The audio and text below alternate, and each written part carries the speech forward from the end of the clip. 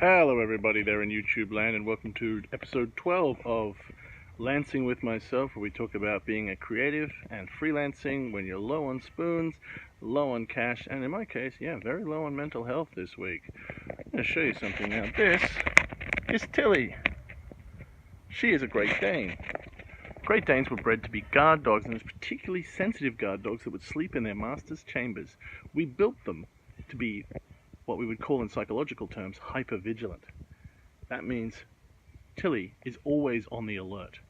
She's really watching to make sure she hasn't missed out on something, because she was bred to be a guard dog. Now if she misses on something, she might think she's a bad dog. So she's hyper alert and always on the lookout. We spend a lot of time then, as a dog trainer, I spend a lot of time trying to keep her calm. And it's an important lesson, because in my case, I have hypervigilance as well. But my hypervigilance is F-O-B-O, fear of being overlooked. My hypervigilance is that I will be forgotten, that I will be missed out, that I will be shelved and never thought of again. And for me, that's a big fear. Just something that I've got in my body. I don't know if it's a genetic, biological part of my upbringing, but I'm terrified of being unimportant, forgotten, not fitting in, and being left outside. And that manifests in the need to constantly produce material, and to constantly make games, and to constantly shoving those games in your face. And that has lots of consequences. And sometimes, of course, it's prevented me from making games, as I've been frozen in state. And sometimes it's been something that has made me make way too many games and try to make too many games at once.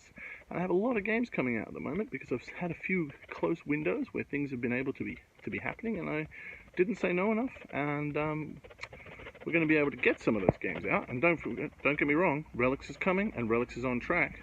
But getting through the Kickstarter and also getting Baby Dragon Bedtime ready for publication has caused me to have a minor nervous breakdown. Which means I'm now having a lot of trouble thinking about any kind of work, because I've hit my limit, and when I hit my limit I shut down, and I can't work on anything without getting overstimulated and needing to lie down until the shrieking pain in my head goes away. Just like Tilly, when she gets stressed, can't think about anything. She stands still, she quivers, she won't take food, she won't take drink, and she'll never play with her toys. So we work very hard to keep Tilly calm, and I need to work very hard to keep myself calm as well. And part of that is just realizing that I have this issue of fear of being overlooked, and understanding that it's false. It comes from capitalist and consumerist society. I mean, the one thing that the consumerist society is very good at understanding is psychology. And the psychology of the fan is that we are very reassured by things that we see all the time, everywhere. So the way to sell you something is to have you already have seen it several times before. Therefore, it's important, whenever something new comes along, to bombard you and to go, look, here's that person, here's that person, here's that person, here's that person, here's that person in another movie, and it's that person you've already seen before. For us, trying to fit into that kind of model means we want to be constantly producing. We look around, and we see everybody is always producing. The internet makes it harder, because we see all our friends and all our associates and all our colleagues putting things out. We kind of bundle them in all into one thing. We don't think about one person. We think about, well, today I saw 5 new things on the internet. I'm on groups where we're trying to help each other out. So everyone's always like, can you give me feedback on this? Can you give me feedback on that? And it's like, we're also told the best way, to make alliances and is to be noticed, is to post a lot, to show up, to add value. You can't just let these things go. If you want to be successful in an industry, you have to constantly be interacting with it. And social media never lets up. Commercialism never lets up. You're told to constantly be out there, and you're given all these reasons to constantly be out there.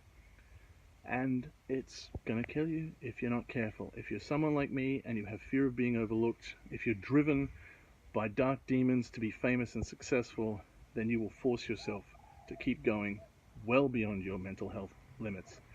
And you'll have a little reaction like me. So I'll be doing things a lot slower after this Friday, and when things are finally lined up.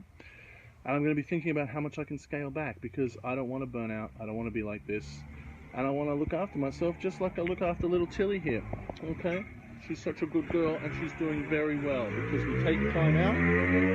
We take time out and we look after her. Say goodbye, Tilly. All right, thanks, guys. So let's talk about our mental illnesses. Let's talk about FOBO, fear of being overlooked. And in the meantime, be kind to yourself. Only make games if it's safe for you to do so, because mental health comes first. You can't make games when you're sick. That's all from me now. Bye from me, bye from Tilly. Till next time, play games, be good, have fun, and pat dogs. All good dogs.